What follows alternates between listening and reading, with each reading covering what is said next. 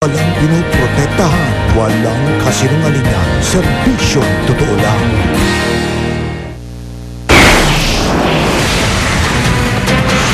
Saksihan, anim na opisyal ng DFA tumulak na patungong Libya para tutukan ang voluntaryong paglikas sa mga Pilipino. Mga may bahay ng ilang OFW na naiipit sa gulo sa Libya, emosyonal na nakiusap sa gobyerno. Pinasok na po sila, pinagsisira na po mga gamit, pinagkukuha yung mga personal belongings, mga pagkain wala na po. Isang lalaki at isang babae na mahigit 24 oras lang na-trap sa ilalim ng guho sa Christchurch, New Zealand, himalang naiahon ng buhay. 10 Pilipinong nurse kabilang sa mga nakulong sa isa pang gumuhong gusali ayon sa leader ng Filipino community. Driver ng isa sa dalawang tren ng LRT na nagbanggaan noong Biyernes, abalaro sa kanyang cellphone habang nagmamaneho. Sa sports, saksi, silipin ang tune-up game ng Philippine Azkals laban sa football team na Baguio Pinikpikan. Sa showbiz, saksi, aktres si Alicia Mayer hupot-hubad sa kanyang bagong pitaan. At red carpet nararampahan ng mga celebrity sa Oscars, inilatag na.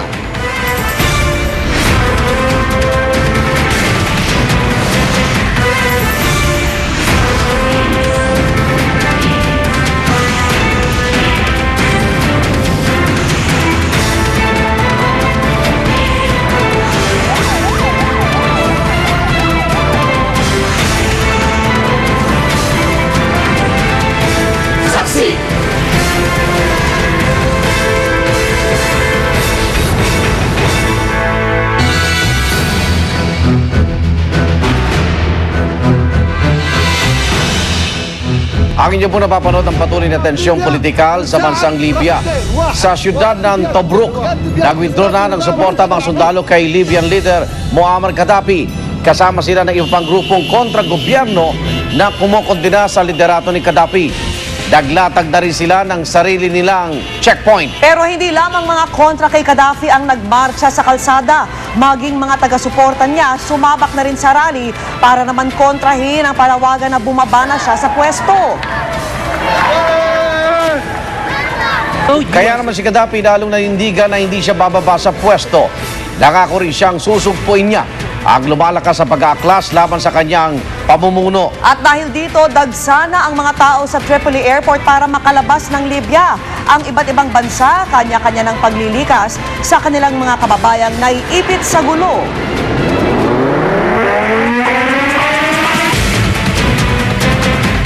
Bumiyahin na patungong Libya ngayong gabi ang 6-man augmentation and emergency team ng Department of Foreign Affairs para alalayan ang mga Pilipinong gusto nang bumalik sa bansa. Pero bago yan, nag-iiyakang sumugod sa tanggapan ng DFA ang mga may bahay ng ilang OFW na naiipit sa gulo sa Libya para humingi ng tulong. Saksi si Julio Segovia. Tumulak na papuntang Libya ang 6-man emergency team ng gobyerno. Natututok sa paghahanap ng mga OFW roon na di na makontak ng kanilang mga kaanak dito sa Pilipinas. Pakay din nilang ilikas mula sa Libya ang mga Pilipinong nais nang magbalik bansa. Pero sa ngayon, hindi pa rin naman daw kailangan ng mandatory evacuation. We hope we will be successful para lang tulungan natin ang ating mga kababayan. Madami nang humihingi ng tulong and I think the situation is getting worse. Pinasok na po sila, hindi nyo ba? Pinasok na po sila, pinagsisira na po mga gamit, pinagkukuha yung mga personal belongings, mga pagkain wala na po. Sa gitna ng pag-aantay ng update sa Libya, 15 misis na mga OFW roon ang napasugod sa DFA. Emosyonal sila dahil wala raw silang kabali-balita sa mga mister nila sa disyerto ng Brega sa Libya. At sa pamamagitan ng speakerphone kanina, sa wakas ay nakausap ni Marilu ang kanyang mister sa Libya. Mga kababayan natin dito, karamihan po nasa mga disyerto pa. Pero dito sa amin, maayos naman po namin yung kalagayan ngayon. Opo? Sa ibang lugar na aming mga sites, kasi mga 15 sites na meron kaming mga trabaho. Malalayo po dito sa gitna ng disyerto. You know, ay mga taong hindi nakakain ng isa hanggang 2 araw hanggang ngayon. Nakausap din ng GMA News ang tatay ng isa sa mga Pilipinong takot pa ring lumabas sa pinapasukang nilang hotel sa Tripoli matapos itong paputukan ng mga armadong lalaki kahapon. Kwento raw ng anak na si Joseph Roy, handa silang lumikas pero halos 1 oras daw ang biyahe patungo sa embassy. Parang nawawalan na din siya ng sisiraan na ng loob eh. Sabi niya, bahala ka na sa pamilya ko, mahal ko kayo. Ganong word na sabi ko, huwag kang masisiraan ng loob. Hindi rin daw makalabas sa pinapasukang ospital sa Libya ang anak ni Esther Castillo na si Myla, isang nurse. Pinasok na raw ng mga armadong kontra-gobyerno ang ospital. Takot na daw sila. Kasi daw basta kahit naman nakita kang na lumabas, binabaril na laang. Ilan lang ito sa mga kuha ni Engineer Joseph Emmanuel Trinidad, isa sa mga OFW na nasa Tahura, Libya. Tumitindi raw ang kanilang pangamba. Di kasi sila makaalis dahil hindi raw ibinigay sa kanila ng German management ang kanilang mga pasaporte. Kagabi raw, nagkaputukan pa sa isang rally malapit sa kanilang lugar. Maubos na rin daw ang kanilang supply. Bili ng palasyo sa mga Pilipino sa Libya. Sumunod sa kanilang employer kung may inilatag na silang evacuation plan. Kung ligtas pang bumiyahe, magtungo sa designated relocation site. Mula sa mga relocation site ay dadalhin sila sa mga exit points. Katunayan kanina, may 1,500 Pilipinong construction worker ang inilikas sakay ng 50 bus patawid sa Egyptian border bago dalhin sa Tunisia. Maaari rin daw makipag-ugnayan sa Embahada ng Pilipinas sa Tripoli. Ako si Julio Segovia, ang inyong saksi. Sa New Zealand naman kung saan idineklara na ang state of emergency dahil sa lindol. Isang Pinoy ang kinumpirma sugatan ng Department of Foreign Affairs habang 5 iba pa ang nawawala. Pero sa hiwalay na tala ng Filipino community roon, may 10 Pilipino pa raw ang natrap sa isang gumuhong gusali. Darito ang report. Milagrong nasaksihan ang pagkakaaho ng buhay sa isang lalaki at isang babae na mahigit 24 oras nang natrap sa gusaling pinaguho ng 6.3 magnitude na lindol sa Christchurch, New Zealand. Pero sa hiwalay na gusaling ito ng Canterbury Television o CTV, tila lalo pang lumiit ang tsansang may buhay pa matapos pansamantalang itinigil ang rescue operation. Nakabalita kami na nag-stop na yung mga rescuers because it's very dangerous to go there dahil may another building na magko-collapse. Wala pang opisyal na bilang ng mga natrap doon. Pero ayon kay Dr. Rose Ruiz, pinuno ng Filipino community sa Christchurch, 10 Pilipinong nurse na nag-aaral ng Ingles doon ang kabilang sa mga natrap. Isa sa kanila si Mary Louise Ann Amantillo, na nakapag-text pa raw sa kanyang pamilya sa Iloilo na masakit daw ang katawan niya sa pagkakaipit. Pero hindi na ito nasundan pa. Wala namang balita ang mga kaanak ng natrap ding si Jewel Francisco, isang registered nurse na noong Sabado lang dumating sa Christchurch dahil sa kagustuhan doong magtrabaho. 2 days na bago pumunta, parang di ba nakaka-frustrate na yung anak mo doon wala man lang assist o kung may maano man lang kaming balita, kung talaga bang nandun siya. Ano siya? Uuwi siya. Sa tala ng DFA, isang Pilipino kumpirmadong sugatan sa lindol. 5 Pilipinong estudyante pa ang pinaghahanap. Yung embahada natin sa Wellington ay inatasan ng ating departamento na magpadala ng isang team sa Christchurch para pangalagaan yung seguridad ng ating mga kababayan doon. Bukod sa mga buhay at ari-ari ang nasira, problema rin ngayon sa Christchurch ang supply ng mainom na tubig. Kaya ang mga residente, pila-pila na sa pag-iigib. Sa ngayon, umakyat na sa 75 ang kumpirmadong bilang ng patay sa lindol, ang pinakamalagim na kalamidad doon sa loob ng 8 dekada. Dahil dyan, nasa state of emergency na ang buong New Zealand. Para sa saksi, Julio Segovia, nag-uulat. Samantala sa Hong Kong, ibababa na bukas ang sentensya kay Ilocos Sur Representative Ronald Singson sa kasong drug trafficking.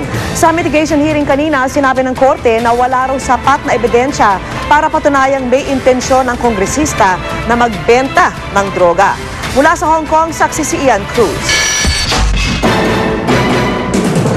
Lalo raw kabado si Ilocos Sur Representative Ronald Singson. Ngayong wala na lang 24 oras ay malalaman na niya kung gaano katagal sa ipakukulong ng Wan Chai District Court ng Hong Kong. Dahil umamin na siyang guilty sa kasong drug trafficking matapos mahuli na 6.67 grams ng cocaine. Ang 3.5 taong maximum imprisonment para sa ganitong kaso, inaasahang iikli. Ito rin ang dasal ng kanyang buong pamilya. Naroon ang amang si Ilocos Sur Governor Chavit Singson, inang si Evelyn at 5 kapatid. Gayun din ang anak niya at ang nobyang si Lovie Poe. So siyempre, madamdami. Medyo pinakabahan lahat. Pero patuloy pa rin ako nagdadasal na maging favorable yung decision. Sa mitigation hearing kanina, ang naging ruling ni Judge Joseph Yao ay di raw sapat ang ebidensya para patunayang may intensyon si Singson na ibenta ang dala niyang cocaine. Ayaw ring paniwalaan ng hukom na plano ipamahagi ni Singson ang droga dahil tanging errand boy lang daw ang kasama nito noong July 11, 2010 nang mahuli siya sa Hong Kong airport. Dahil dyan, malabo raw na para sa commercial drug trafficking ang dalang droga ng kongresista. So it's actually technical trafficking. That's what we're hoping the judge will see. So, i-determine niya kung yung nahanap sa akin ay para personal consumption. Mula rito sa Hong Kong, ako si Ian Cruz ang inyong saksi. Bigumang maayos ang gusto sa pagitan ng Pilipinas at Taiwan, pinapurihan pa rin ni Pangulong Noynoy Aquino si dating Senador Mar Rojas sa ginawa niyang pakipag-usap sa Taiwanese government. Narito ang report. Accordingly, they demanded both at the ministerial level and from their president an apology from the Philippines. Ito ang suma total ng 11 oras sa pakikipagpulong ni Mar Rojas sa mga opisyal ng Taiwan noong Lunes. Ipinadala ni Pangulong Aquino ang kanyang dating running mate para suyuin ng Taiwan na minasama ang pagpapadeport ng Pilipinas sa China ng ilang Taiwanese na aresto rito sa kasong swindling. The talks were frank and difficult but respectful on both sides. Pero very emotional. Sa kanila talagang pinarating nila na sa kanila malalim na sugat ito. Sinagot din ni Rojas ang ilan na ilathalang ulat na napahiya lang daw kanilang delegasyon sa Taiwan. I do not want to worsen the atmospherics of this controversy.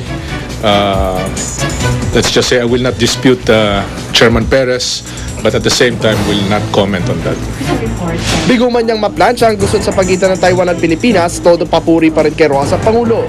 Naintindihan din daw ni Pinoy ang damdamin ng mga lider ng Taiwan, pero dapat din daw maintindihan ng ibang bansa na hindi paraiso ng mga kriminal ng Pilipinas. So, ang importante siguro doon natingin yung criminal activities ito mga and everything else after that, secondary. Sa ngayon, mas nakatuon daw ang atensyon ng Pangulo ang pag-aanda sa bantang freeze hiring ng mga OFW sa Taiwan kung saan libo-libong Pilipino ang maapektuhan. So, sakasakali may freeze, there is a who will direct the doon. Not only POA and other concerned agencies. Plus, in test that. When there are other territories, for instance, that have signified a desire to hire our OFWs. Para sa saksi, James Velasquez, Sagula.